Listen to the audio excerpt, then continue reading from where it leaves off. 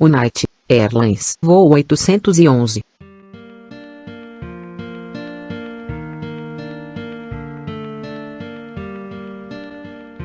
Vamos trazer também um pouco do Aircast Investigation, né?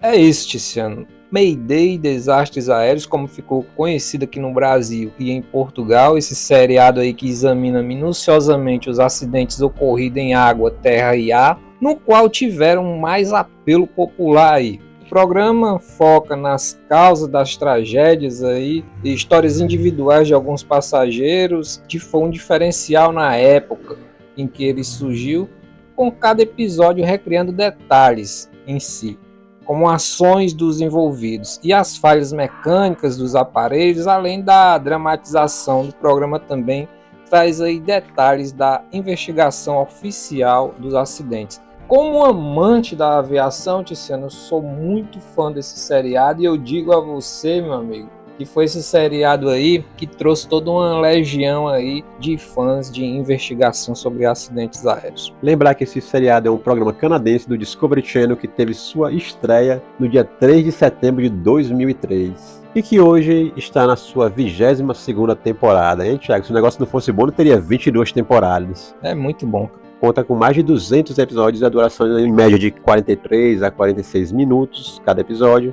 E traremos aqui no canal Chat-C ou Chat-C, no dia 13 de janeiro, vamos decidir esse nome em votação, e a votação se encontra aí na nossa comunidade do canal.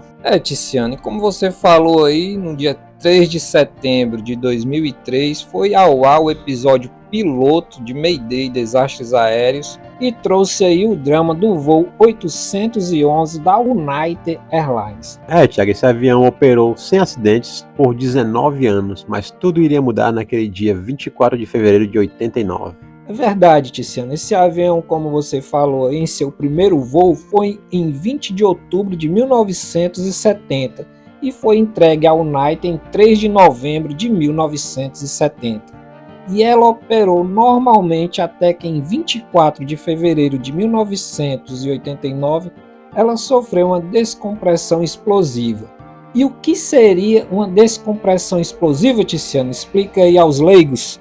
É uma queda súbita de pressão em um sistema com menos de 100 milissegundos, associados a uma violenta explosão. Geralmente isso é causado por um tipo de fadiga de materiais ou falha na engenharia, fazendo com que o sistema contido seja subitamente expulso para um meio circundante externo. Isso mesmo, Tiziano. Mas antes de entrarmos nos detalhes, Tiziano, vamos conceituar um pouco mais sobre o voo 811 da United Airlines. Esse avião era um Boeing 747-A122 de prefixo N4713U e que fazia a rota Los Angeles-Sydney, lá na Austrália, com escalas em Honolulu e Auckland. E o voo 811 decolou do Aeroporto Internacional de Honolulu às 1h52 da madrugada, horário local, com 337 passageiros, 18 tripulantes, e sofreu uma falha na porta de carga em voo após deixar Honolulu. A descompressão explosiva resultante arrancou várias fileiras de assentos, precisamente 5 fileiras de cadeiras, resultando em 9 mortes de passageiros. No momento do incidente, o Boeing tinha acumulado 58.814 horas de voo, 15.028 ciclos de pressurização de voo e não havia se envolvido em qualquer acidente anterior. Em 24 de fevereiro de 89, foi programado pela United Airlines para operar o voo 811 do Aeroporto Internacional de Los Angeles para o Aeroporto de Sydney, na Austrália, com escalas no Aeroporto Internacional de Honolulu, no Havaí, e o Aeroporto de Auckland, na Nova Zelândia. Durante a subida, a tripulação fez os preparativos para contornar tempestades ao longo da pista do avião. O capitão antecipou a turbulência e manteve o aviso de cinto de segurança do passageiro aceso. A aeronave estava voando por 17 minutos, enquanto estava passando por 22 mil pés, 6.700 metros de altura, para 23 mil pés, 7 mil metros de altura, quando a tripulação do voo ouviu um alto baque, que sacudiu toda a aeronave. 1,5 segundos depois, a porta de carga dianteira explodiu, ela foi lançada para fora com tanta força que passou por seu encaixe normal e bateu na lateral da fuselagem, abrindo-a de repente. Diferenciais de pressão e forças aerodinâmicas fizeram com que o piso e a cabine desabassem, e 10 assentos G e H das fileiras 8 e 12 foram ejetados da cabine. Todos os 8 passageiros nesses assentos morreram. Os assentos 8G e 12G estavam desocupados, assim como o passageiro da 9F. Um buraco foi deixado na aeronave, através do qual uma comissária de bordo na cabine da classe executiva quase foi ejetada, a comissária de bordo Sênior Laura. A comissária então pendurou-se nos degraus que levavam ao convés superior quando ocorreu a descompressão. Os passageiros e membros da tripulação a viram agarrada às pernas de um assento e foram capazes de puxá-la de volta para dentro. Embora ela estivesse gravemente ferida dentro da cabine, os pilotos inicialmente acreditavam que uma bomba havia explodido dentro do avião.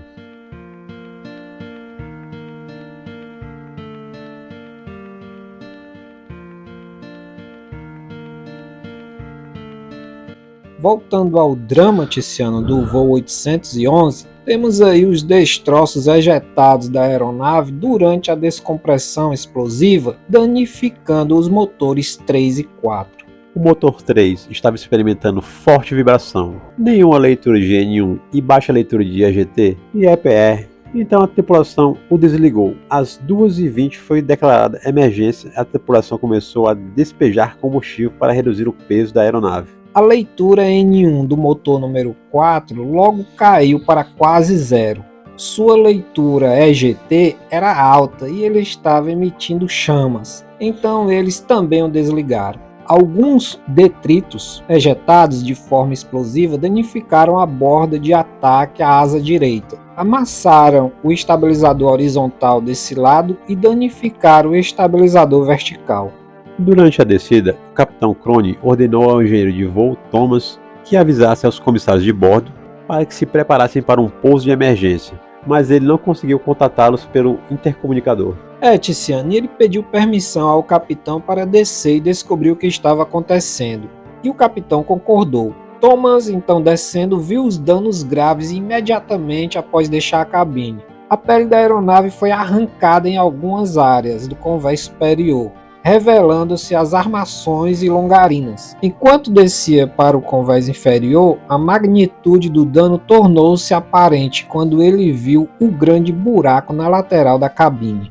Ele voltou para a cabine e relatou que uma grande parte da fuselagem estava aberta, atrás da porta de saída 1. Ele concluiu que provavelmente uma bomba havia explodido, considerando os danos. Não seria sensato exceder a velocidade de stall do avião por mais uma pequena margem.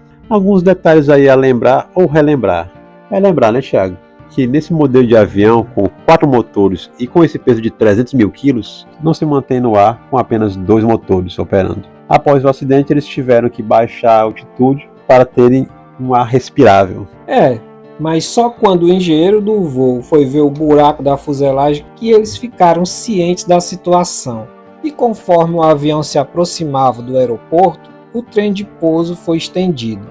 Os flaps só puderam ser acionados parcialmente em decorrência dos danos sofridos após a descompressão. Isso exigia uma velocidade de pouso maior que o normal, de cerca de 190 a 200 nós, 350 a 370 km por hora. O capitão Crone conseguiu parar a aeronave sem ultrapassar a pista. 14 minutos se passaram desde que a emergência foi declarada. Todos os demais passageiros e comissários de bordo saíram da aeronave em menos de 45 segundos. Todos os comissários de bordo sofreram ferimentos durante a evacuação, desde arranhões a um ombro deslocado. E após grandes esforços da tripulação finalmente conseguir aterrissar essa aeronave, tivemos aí o alívio dos 346 passageiros sobreviventes. E assim a aeronave foi reparada e recolocada novamente em serviço pela United,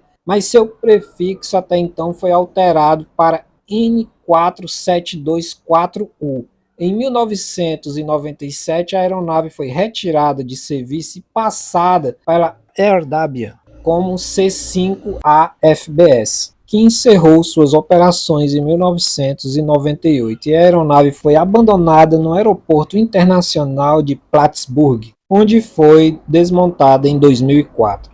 Tiziano, e apesar das extensas buscas aéreas e marítimas, nenhum resto das 9 vítimas perdidas no voo foi encontrado no mar. Vários pequenos fragmentos de corpos e peças de roupas foram encontrados no motor número 3, indicando que pelo menos uma vítima ejetada da fuselagem foi sugada pelo motor. E dando detalhes sobre a tripulação, começando em Honolulu, o voo 811 era comandado pelo capitão David Cronin, de 59 anos, no momento do acidente. Cronin havia registrado 28 mil horas de voo, incluindo aproximadamente 1.600 a 1.700 horas no Boeing 747. O voo 811 foi o penúltimo voo programado para Cronin, antes de sua aposentadoria obrigatória. A tripulação do voo restante consistia no primeiro oficial Gregory Slater, de 48 anos, no engenheiro de voo Randall Thomas, de 46 anos, 15 comissários de bordo. O primeiro oficial e o engenheiro de voo registraram 14.500 horas de voo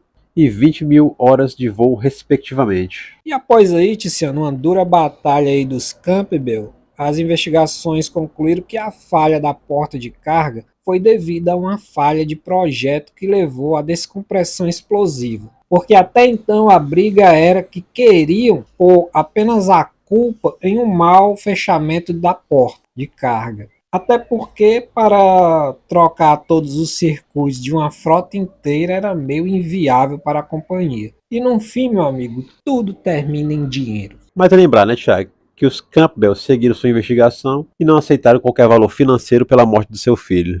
É isso aí, Tiziano. Assim fechamos o episódio de Mayday, Desastres Aéreos, e que venham os outros 198 episódios aí, Tiziano. Rapaz, Thiago, eu acho que é meio assustador você estar numa aeronave e observar a lateral dela praticamente se rasgando, é de gelar o espinhaço mesmo. Eu tava aqui pensando, Tiziano, como é que deve ter sido a morte dessas pessoas. Você tá ali perto da porta, tá tranquilo e tal, e de repente, bum! Um foi sugado pelo motor, pelo menos um.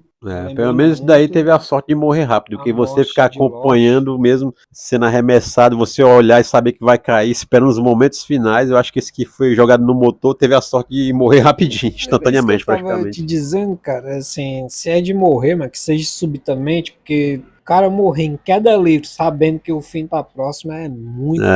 Ali pelo menos foi sugado, foi uma dor só. Antes da morte. Complicado. Mas esse avião aí do voo 811 da United Airlines foi assim também marcante, como todos os episódios de Mayday é marcante, cara. Thiago, eu já tinha medo de andar de avião. Eu já tinha aquele receio, aquele medo de andar de avião. Agora mesmo é que eu não ando nele. Só pra morrer de avião, só o avião cair em cima de mim. Foi por medo de avião. Foi por medo de avião. Olha o avião aí, ó, pra cair em cima.